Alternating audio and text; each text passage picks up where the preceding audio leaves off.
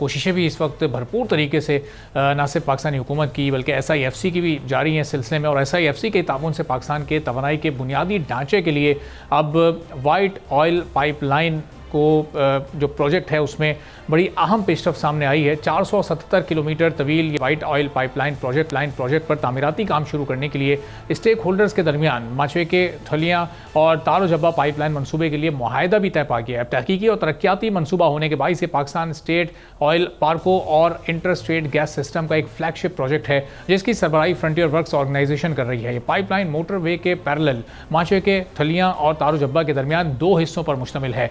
इस पाइपलाइन को अटक रिफाइनरी, चकपिराना और फकीराबाद के साथ मुंसलिक करने की सहूलत भी मौजूद है।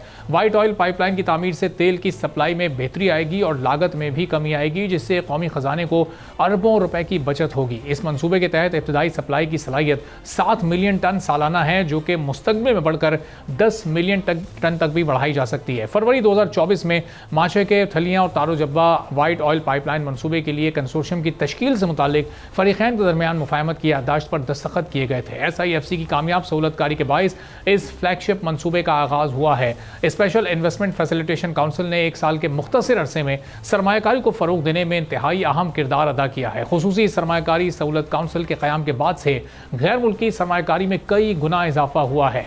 SIFC के तहत पूरी हुकूमती मशीनरी वन विंडो के जरिए गैर मुल्की सरमायाकारों को तमाम सहूलियात फराहम कर रही है। चीन, सऊदी अरब, मुत्तहिदा अरब अमारात, कतर, बहरीन समेत कई दोस्त ममालिक ने अरबों डॉलर्स के मंसूबों में सरमायाकारी की यकीन दहानी कराई है। माहिरीन के मुताबिक एक गेम चेंजर मंसूबे पाकिस्तानी मईशत में एक इनकलाब लेकर आएंगे। SIFC का हदफ 50 अरब डॉलर की गैर मुल्की सरमायाकारी पाकिस्तान लाना है। गैर मुल्की सरमायाकार पाकिस्तान की नई और पुरकशिश पॉलिसी से फ़ायदा उठाने के लिए इस वक्त तैयार हैं।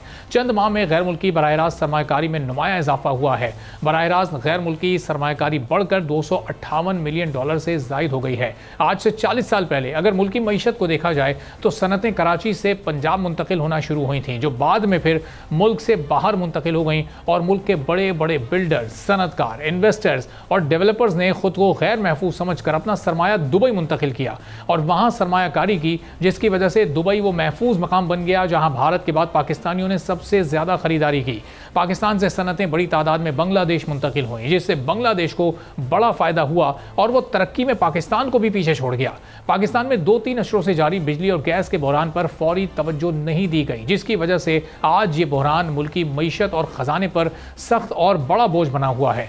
मौजूदा हुकूमत का जोर सिर्फ टैक्स नेट बढ़ाने पर है, जिसके बायस ताजिर परेशान हो रहे हैं और कारोबार सिमट रहा है। मुल्की इन्वेस्टर्स की राय के मुताबिक सरमायाकार अपने सरमाए का तहफ़्फ़ुज़ चाहते हैं, जो अब पाकिस्तान में मुमकिन नहीं रहा। मुल्क में सरमायाकारों ने खुद को गैर महफूज समझकर मुल्क से बाहर जाना शुरू कर दिया है।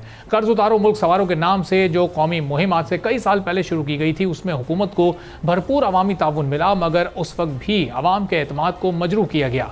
मुल्की सरमायाकार अब SIFC की तरफ देख रहे हैं। जिस तरह गैर मुल्की सरमायाकारों को राग़िब करने के लिए पुरकशिश पॉलिसीज़ बनाई जा रही हैं और मुख्तलिफ मराहत देकर सरमायाकारों को सहूलियात फराहम की जा रही हैं, ऐसी ही मराहत और सहूलियात मकामी सरमायाकार भी चाह रहे हैं। उनकी भी तवक्को है ताकि उनका एतमाद बहाल हो सके और मुल्क की तरक्की और मईशत के इस्तेहकाम में मकामी सरमायाकार भी अपना किरदार सकें। सब्सक्राइब करें और बेल दबाएं ताकि कोई खबर रह न जाए।